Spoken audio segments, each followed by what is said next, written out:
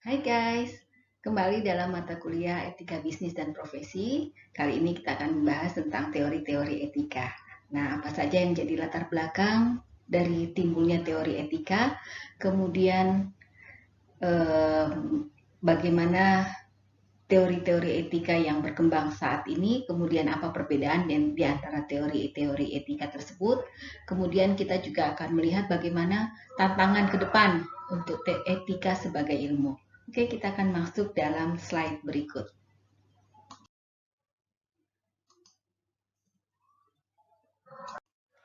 Sampai saat ini masih terjadi perdebatan dan perbedaan pandangan di antara para etikawan tentang apakah etika bersifat absolut atau relatif.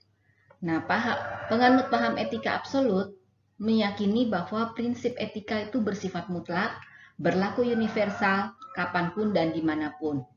Sementara penganut etika relatif mengatakan bahwa tidak ada prinsip atau nilai moral yang berlaku umum. Prinsip atau nilai moral yang ada dalam masyarakat berbeda-beda untuk masyarakat yang berbeda dan untuk situasi yang berbeda pula. Contohnya, keyakinan di antara dua suku yang berbeda tentang perlakuan terhadap orang tua mereka saat meninggal. Suku Kalatia di India, sebagai wujud rasa hormat kepada orang tua mereka yang telah meninggal, mereka akan memakan jenazah orang tua mereka. Sedangkan orang-orang Yunani akan membakar jenazah orang tua mereka. Salah satu tokoh yang berpengaruh terhadap etika relatif adalah Joseph Fletcher. Ia menolak adanya norma-norma moral umum karena kewajiban moral selalu bergantung pada situasi konkret dan situasi konkret ini dalam kesehariannya tidak pernah sama.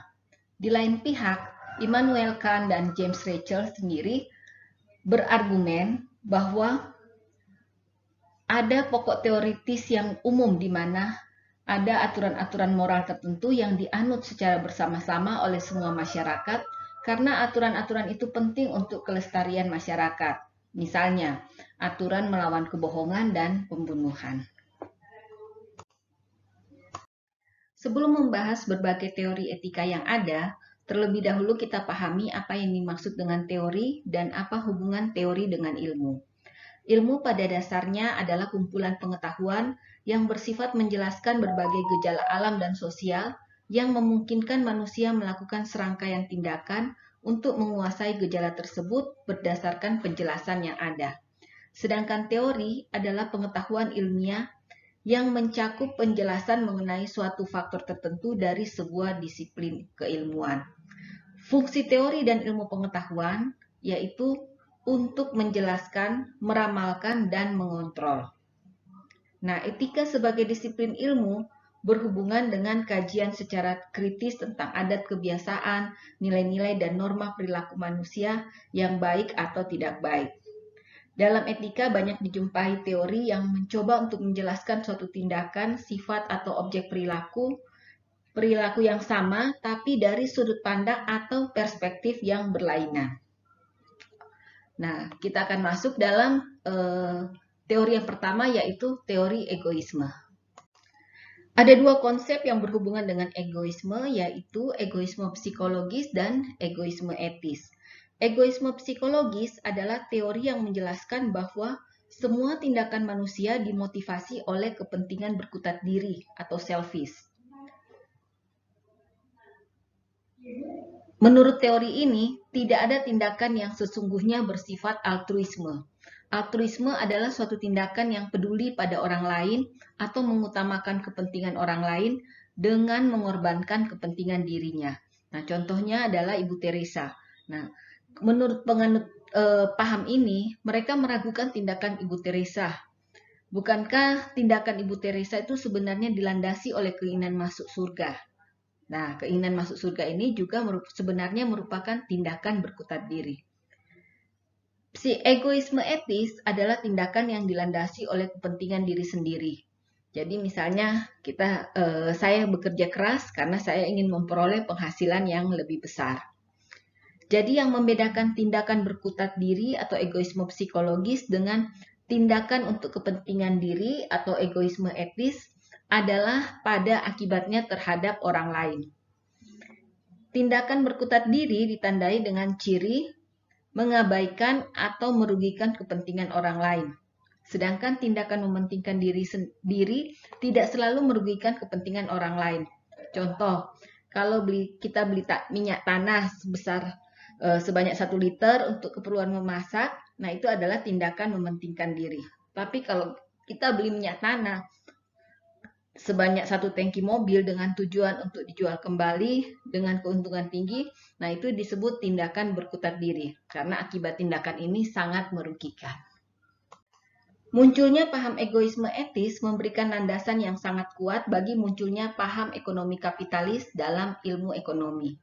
Paham ini dipelopori oleh Adam Smith, di mana Adam Smith mengatakan bahwa kekayaan suatu negara akan tumbuh maksimal bila setiap individu diberi kebebasan untuk mengejar kepentingannya masing-masing.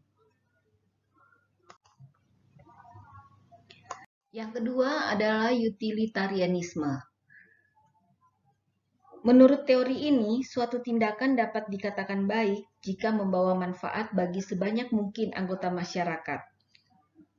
Jadi ukuran baik tidaknya suatu tindakan dilihat dari akibat, konsekuensi, atau tujuan dari tindakan itu. Apakah memberi manfaat atau tidak.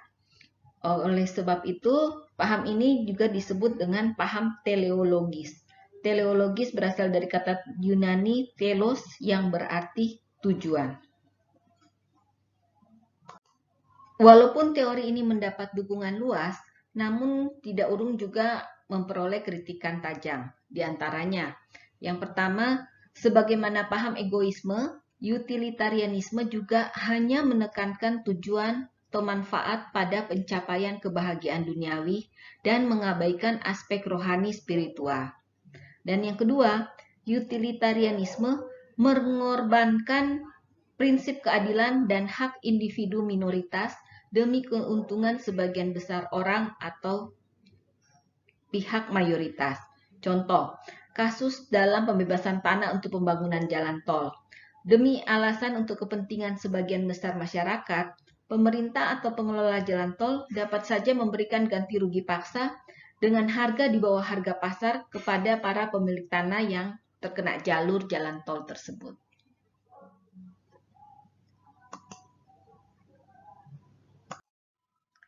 Yang ketiga adalah deontologi. Deontologi berasal dari kata Yunani deon yang artinya kewajiban.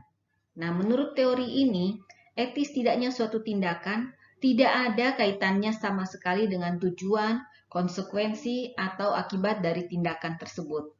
Konsekuensi suatu tindakan tidak boleh menjadi pertimbangan untuk menilai etis atau tidaknya suatu tindakan. Suatu perbuatan tidak pernah menjadi baik karena hasilnya baik. Contoh, kisah Robin Hood yang merampok kekayaan orang-orang kaya dan hasilnya dibagikan kepada rakyat miskin. Tujuan tindakan Robin Hood itu sangat mulia, yaitu membantu orang miskin. Namun alasan membantu orang miskin tidak serta-merta kita membenarkan tindakan merampok tersebut. Teori selanjutnya adalah teori hak. Menurut teori hak, suatu tindakan atau perbuatan dianggap baik bila perbuatan atau tindakan tersebut sesuai dengan hak asasi manusia. Nah, teori hak ini merupakan aspek dari teori deontologi atau teori kewajiban, karena hak tidak dapat dipisahkan dengan kewajiban. Teori hak sebenarnya didasarkan atas asumsi bahwa manusia mempunyai martabat dan semua manusia mempunyai martabat yang sama. Kita lanjut pada teori berikut, yaitu teori keutamaan atau virtue theory. Teori ini berangkat dari pertanyaan mengenai sifat-sifat atau karakter yang harus dimiliki oleh seseorang agar bisa disebut sebagai manusia utama, dan sifat-sifat atau karakter yang mencerminkan manusia hina. Dengan demikian, karakter atau sifat utama dapat didefinisikan sebagai disposisi sifat, watak yang telah melekat, dimiliki oleh seseorang, dan memungkinkan dia untuk selalu bertingkah laku yang secara moral dinilai baik. Nah, contoh sifat keutamaan antara lain kebijaksanaan, keadilan, dan kerendahan hati. Sedangkan untuk pelaku bisnis, sifat-sifat utama yang perlu dimiliki antara lain kejujuran, kewajaran, kepercayaan, dan keuletan. Teori-teori yang sudah dibahas sebelumnya tampak berbeda karena mempunyai sudut pandang yang berbeda. Namun semuanya mempunyai kesamaan, yaitu pada kajian aspek moralitas, di mana moralitas hanya dikaji berdasarkan proses penalaran akal manusia tanpa ada yang mengakui atau mengaitkannya dengan kekuatan tak terbatas, yaitu Tuhan. Oleh karena itu, kriteria baik buruknya perilaku manusia hanya dikaitkan dengan tujuan, kebahagiaan, atau kenikmatan yang bersifat duniawi. Teori etika teonom mengatakan bahwa karakter moral manusia ditentukan secara hakiki oleh kesesuaian hubungannya dengan kehendak Allah. Perilaku manusia secara moral dianggap baik jika sepadan dengan kehendak Allah, dan perilaku manusia dianggap tidak baik bila tidak mengikuti aturan-aturan atau perintah Allah sebagaimana telah dituangkan dalam kitab suci. Nah, moralitas dikatakan bersifat mutlak hanya bila moralitas itu dikaitkan dengan tujuan tertinggi umat manusia. Segala sesuatu yang bersifat mutlak tidak dapat kita perdebatkan dengan pendekatan rasional, karena semua yang bersifat mutlak melampaui tingkat kecerdasan rasional yang dimiliki manusia. Terlepas dari apakah manusia mengakui atau tidak mengakui adanya Tuhan, setiap manusia telah diberikan Tuhan potensi kecerdasan tak terbatas yang melampaui kecerdasan rasional. Tujuan tertinggi dari umat manusia hanya dapat dicapai bila potensi kecerdasan tak terbatas ini dimanfaatkan. Setelah membahas pokok-pokok pikiran dari berbagai macam teori etika yang berkembang, maka dapat kita rangkum beberapa hal sebagai berikut. Tampaknya sampai saat ini telah muncul beragam paham teori etika, di mana masing-masing teori mempunyai pendukung dan penentang yang cukup berpengaruh. Kemudian muncul beragam teori etika karena adanya perbedaan paradigma, pola pikir, atau pemahaman tentang hakikat hidup sebagai manusia. Nah, hampir semua teori etika yang ada didasarkan atas paradigma tidak utuh tentang hakikat manusia. Artinya, setiap teori hanya ditinjau dari proses penalaran berdasarkan potongan-potongan terpisah dan terbatas dalam melihat makna atau tujuan hidup manusia. Semua teori yang seolah-olah saling bertentangan tersebut sebenarnya tidaklah bertentangan. Kalau dilihat secara sepotong memang terkesan ada pertentangan. Namun bila dilihat dari suatu proses evolusi kesadaran diri, semua teori yang ada menjelaskan tahapan-tahapan moralitas sejalan dengan pertumbuhan tingkat kesadaran diri seseorang. Teori-teori yang tampak bagaikan potongan-potongan terpisah ini dapat dipadukan menjadi satu teori tunggal berdasarkan paradigma hakikat manusia secara utuh. Inti dari etika manusia utuh adalah keseimbangan pada kepentingan pribadi, kepentingan masyarakat, dan kepentingan Tuhan. Kemudian keseimbangan modal materi, yaitu Peki dan Aiki, modal sosial, yaitu Eki, dan modal spiritual, yaitu Eski. Kemudian kebahagiaan lahir atau duniawi, kesejahteraan masyarakat, dan kebahagiaan batin.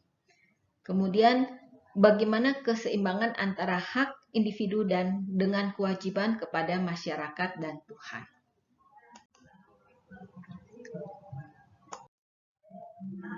Tantangan etika sebagai ilmu. Dalam sejarah sering terjadi pertentangan antara agama dan ilmu pengetahuan. Akibatnya, sejak saat itu agama sering dianggap sebagai penghambat ilmu pengetahuan. Jadi tidak mengherankan bila para ilmuwan membawa pengembangan ilmu pengetahuan dan teknologi berjalan sendiri-sendiri secara terpisah dari agama. Tak terkecuali para ilmuwan etika. Mereka mencoba melepaskan etika sebagai ilmu dari sumber utamanya, yaitu agama. etika sebagai ilmu mencoba menjelaskan perilaku manusia dalam konteks sebatas makna hidup duniawi umat manusia, dengan mengabaikan sama sekali aspek kesadaran spiritual dalam diri manusia. Jadi perkembangan ilmu etika menjadi salah kaprah karena hanya dilandasi oleh hakikat manusia tidak utuh. Suatu paradigma tentang hakikat manusia yang hanya mengandalkan kekuatan pikiran untuk mencari kebenaran dan melupakan potensi kekuatan spiritual. Ilmu etika ke depan hendaknya didasarkan atas paradigma manusia utuh, yaitu suatu pola pikir yang mengutamakan integrasi dan keseimbangan pada pertumbuhan PQ, IQ, EQ, dan SQ. Kemudian kepentingan individu, kepentingan masyarakat, dan kepentingan Tuhan. Lalu keseimbangan tujuan lahiriah dengan tujuan rohania. Nah, inti dari hakikat manusia utuh adalah keseimbangan, yang kalau kita ringkas adalah keseimbangan antara hak dan kewajiban, keseimbangan antara tujuan duniawi dan rohani, keseimbangan antara kepentingan individu dan kepentingan masyarakat. Jadi hidup adalah suatu proses evolusi kesadaran.